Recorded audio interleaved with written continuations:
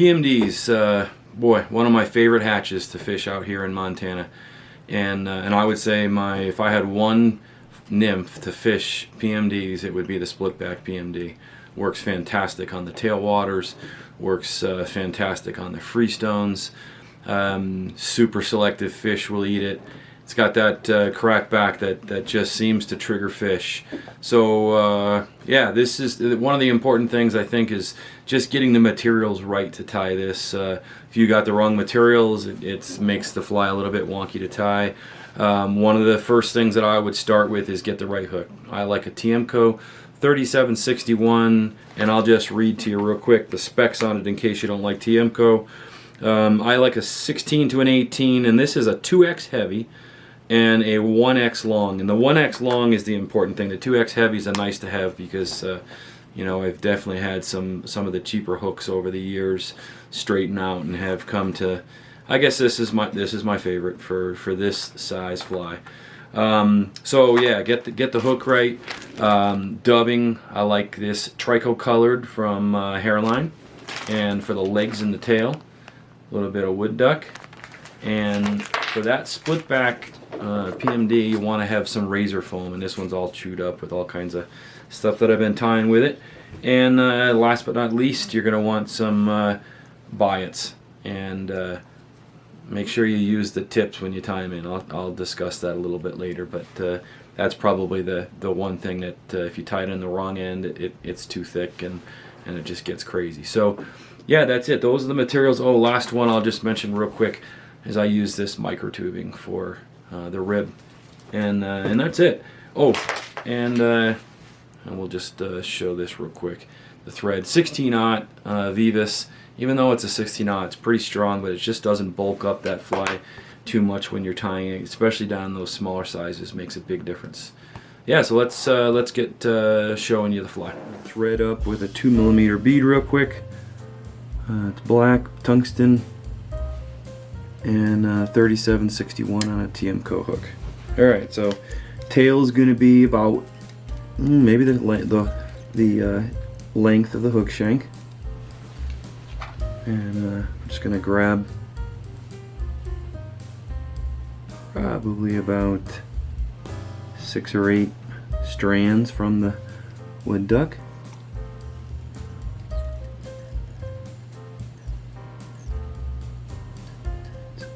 Touch short, just lengthen it a little bit. Alright, I'm going to put the ribbing in next. Stuff's always tough to grab. And this is micro size. And again, this just, in my opinion, is really good looking rib on this fly.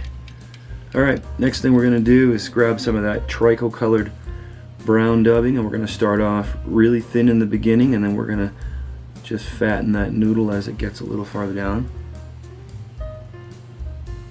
And start right where the tail threads, where I wrapped it down. We'll just bring it forward, trying to increase the width as we go. Not sure if I mentioned, but I'm using 16-aught Vivus, which man, if you're tying dry flies, this stuff is amazing. It's actually strong. I mean, you think for 16-aught it wouldn't be very strong, but it's actually super strong, and just does a really nice job keeping your fly in control, not getting too many thick thread wraps. So we're just going to get our rib on there, and sometimes if you start that first turn, it wants to lay that tail down, so get it on your dubbing and you'll be in business. So you can see it kind of takes on the color of your dubbing as you go, but it gives it a little bit of shine, and that's the rib. Cut this away, and then comes the spot where I think people get a little bit buggered by it, is we're going to put the biots on. And the trick to the biots is you have to grab it by the tips. So when you tie it in, you're just tying in just the very tips, and you're going to catch just the sides of this, and you're going to bring it back almost to the halfway point, not quite. And what I use is the concave side out on this biot, and again we're just grabbing the tips and you're keeping it to the side. And once you've got your biots in, you're going to grab a very small piece of this yellow razor foam and tie that in.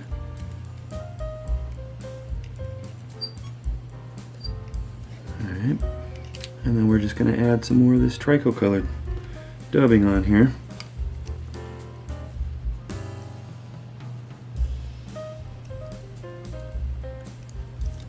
And we just want to cover up the thread wraps, the yellow, and I do like to bring the dubbing right against the bead. And the reason I say that is if you tie those legs in later on and there's a real big gap there, what'll happen is it will sink your legs in and they'll stick straight to the like a 90-degree angle. They just look kind of weird. It doesn't look natural. You want them to kind of fade back just a little bit. So, see, hopefully I did it right.